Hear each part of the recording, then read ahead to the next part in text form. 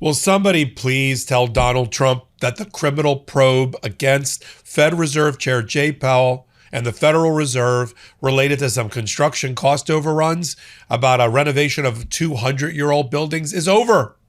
Nobody apparently told Bob the Builder, Donald Trump, and he's still going on Fox and with Maria Bartiromo trying to bash Jay Powell, whose term is up in 4 weeks as the chair.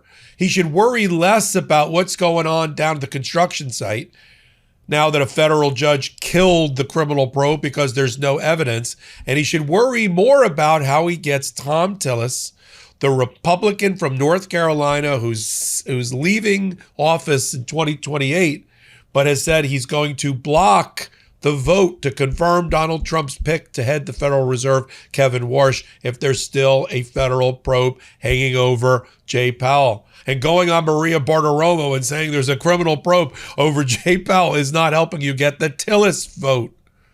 This is, again, another example of his descent into madness, the dark triad that has been observed by professional clinical psychologists and psychiatrists, the deadly combination of narcissism, megalomaniacal, Machiavellian conduct, and being pathological. That's all we're watching. Nobody in their right mind would block effectively their own pick to be the chair of the Federal Reserve. Let's dive into it here on MeidasTouch and on Legal AF. I'm Michael Popok. You might be thinking, Popok, isn't the criminal probe over because Jeb Boasberg, the chief judge of all things federal district courts and grand juries in D.C., killed it off by finding there was absolutely no evidence to support even subpoenas being issued by a grand jury? And you'd be right. In fact, that so pissed off Jeanine Pirro that I actually heard her say during a press conference that a federal judge has effectively bathed the Federal Reserve chair with immunity. I love the imagery. Here's a clip of Jeanine Pirro admitting that the criminal case is over. Play the clip. The American public is fed up with public monies that seem to go into a black hole, especially in D.C., where no one is held accountable. One of the age-old tools that all prosecutors have to investigate any crime, including cost overruns, is a grand jury subpoena. Today, however, in Washington, an activist judge has taken that tool away from us. By inserting himself and preventing the grand jury from even obtaining, let alone hearing evidence, he has neutered the grand jury's ability to investigate crime. As a result, Jerome Powell today is now bathed in immunity, preventing my office from investigating the Federal Reserve. This is wrong, and it is without legal authority. Now, soon thereafter, there was reporting that has not been denied that in a back and forth between the federal, because it can't be, it's in a transcript, the back and forth between federal Judge Boasberg, chief judge, and one of Jeanine Pirro's chief lieutenants, he admitted that there was no evidence to support a criminal case related to cost overruns at the Federal Reserve compound. Let me explain this to you for a moment. There's about 4 different buildings that make up the Federal Reserve complex in Washington. 2 of them are being renovated. The original cost to renovate 100-year-old buildings that have not been touched in 100 years. Think about the asbestos. Think about the lead. Think about the copper costs, the wiring costs to replace the elevators, the HVACs, the heating and air conditioning, the roof, building materials after COVID and the cost of those. Is it any shock to anybody that it went up about 80%? No. Has anybody ever built anything? You think the budget you get from a builder stands, especially after COVID? And Bob the Builder, Donald Trump, should know better. His own ballroom doubled in price from $200 million to $400 million. And that was just in the course of less than a year. In fact, every major project that has been built in Washington, including ones that aren't even done yet, like the Department of Homeland Security campus, has been cost overruns of 50 to 100%. You can't build in Washington with the federal government level without that kind of cost overrun. It's not criminal unless you show me proof that Jay Powell is lining his pocket with kickbacks from the suppliers, from the subcontractors. He's not even the general contractor. He's the Federal Reserve chair. He's got a day job. There's an owner's rep. There is a inspector general who's already looking over all of the bills and the chits and the cost and all of that. That's what's happened. So Trump doesn't want to take, there is no criminal case for an answer. So he goes on again, Maria Bartiromo, in the last 24 hours and says he's going to fire him. His term is up as chair on May 15th. He stays on until 2028. Donald Trump appointed him as the Federal Reserve chair in 2017. What's the problem? The problem is if he continues to keep the criminal probe alive, Tom Tillis, the senator from North Carolina, has said he's going to block the confirmation of Donald Trump's pick to be the next Federal Reserve chair, a guy by the name of Kevin Warsh. Play the clip of Trump ranting and raving with Maria Bartiromo egging him on. Play it. You want Jay Powell out of the way. Isn't it the easiest way to get him out of the way to end the probe? Does that mean we stop a probe of a building that I would have done for $25 million that's going to cost maybe $4 billion? Don't you think we have to find out what happened there? You know, we have other jobs like that, like the railroad in California, where it's, 25 times more than it was originally going to cost. And I think they're going to end up abandoning it. Okay, that's Gavin Newsom, or as I call him, Gavin Newscomb, who's so bad. But that's the one. But I think the Federal Reserve building is just as bad. And so whether it's incompetence, corruption, or both, I think you have to find out. I really do. I think you have to find out. So you're not going to drop the probe? No, I'm not playing. I have to find out. And he said he's not leaving if, Well, then I'll have to fire him, okay? If he's not leaving on time, I've held back firing him. I've wanted to fire him, but I hate to be controversial, I want to be uncontroversial. Now, it's not hard to egg on Donald Trump. His rage impulse, because he's in so much psychic damage and injury by his own making, is on full display in an interview like that. Now, here's the rock in a hard place, or Donald Trump's between a rock and a Federal Reserve chair. Jay Powell's not going anywhere. He's a man of modest behavior. But he's not going anywhere. How do I know? Because here's a clip of him saying he's not going anywhere. In fact, if Kevin Warsh isn't confirmed by the 15th of May, and at this rate he's not going to be, he'll stay on as the Federal Reserve chair, as has happened in the past. Play the clip. If my successor is not confirmed by the end of my term as chair, I would serve as chair pro tem until he is confirmed. That is what the law calls for. That's what we've done on several occasions, including involving me, and it's what we're going to do in this situation. And while I'm at it,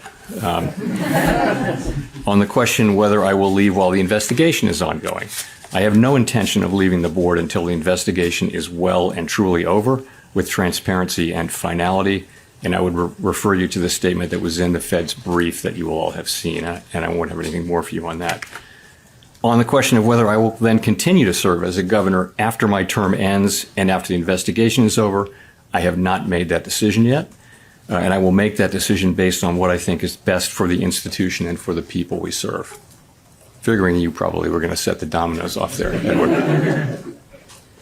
And I'm not going to have any more to say on those issues, by the way. I'm Michael Popok, and I got some big news for our audience. Most of you know me as the co-founder of MeidasTouch's Legal AF and the Legal AF YouTube channel, or as a 35-year national trial lawyer.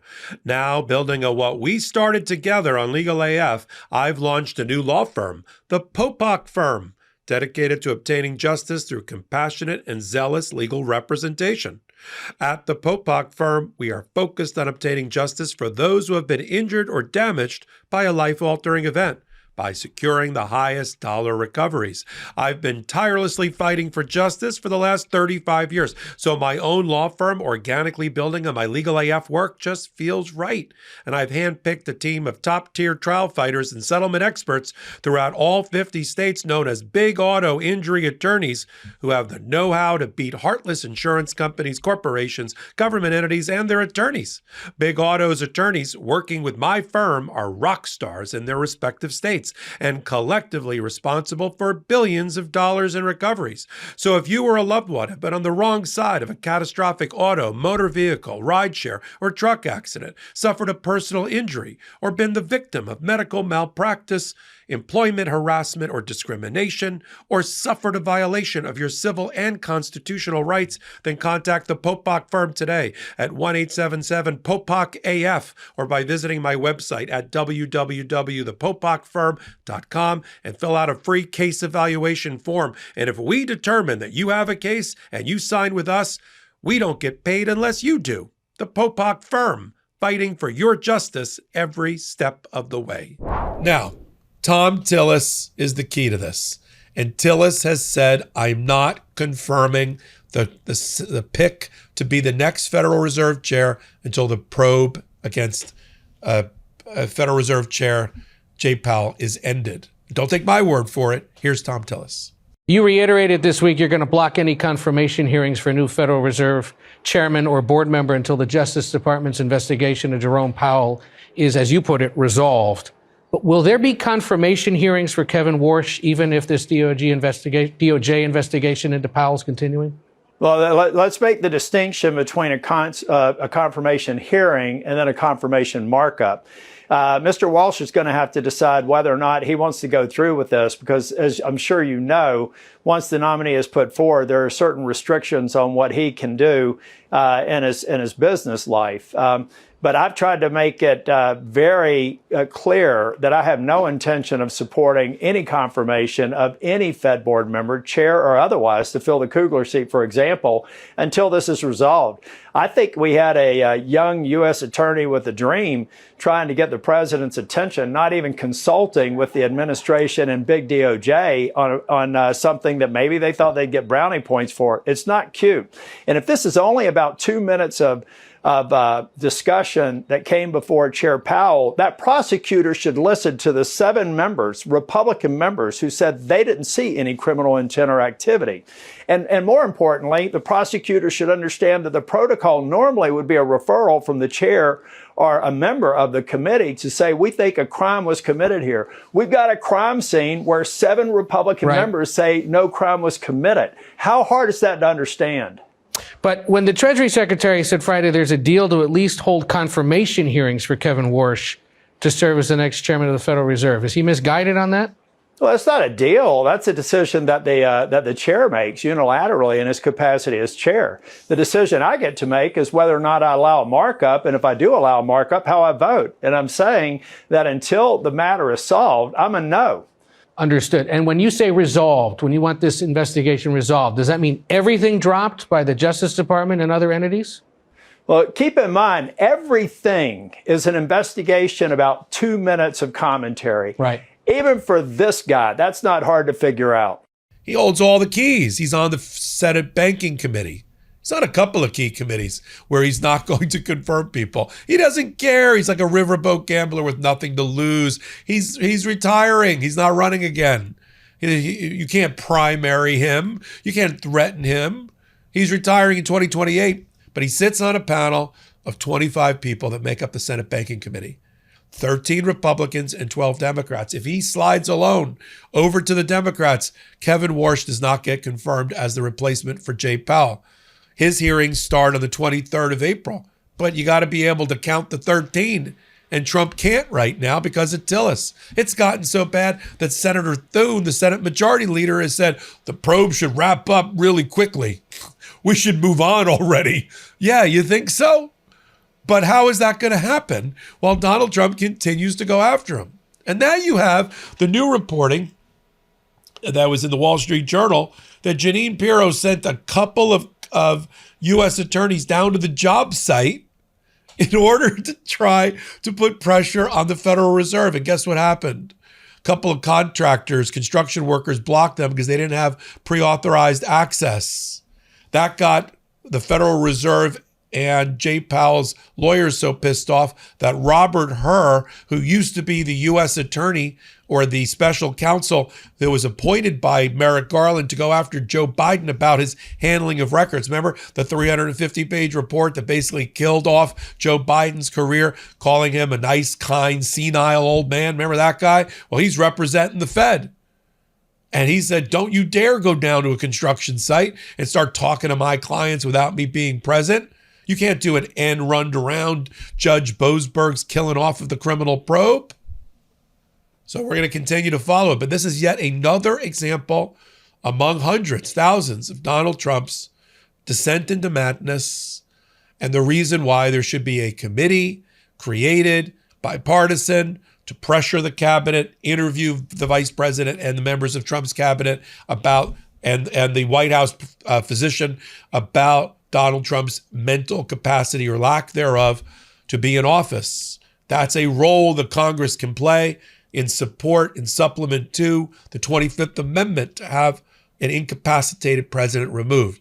Let's do a hearing to figure out whether he is incapacitated, rather than just sit around and wonder if the majority of Donald Trump's cabinet, picked because they would never remove him, along with J.D. Vance, who just did two belly flops overseas about Iran and about Hungary, are going to come to their senses and be patriots and determine that Donald Trump is out of his mind.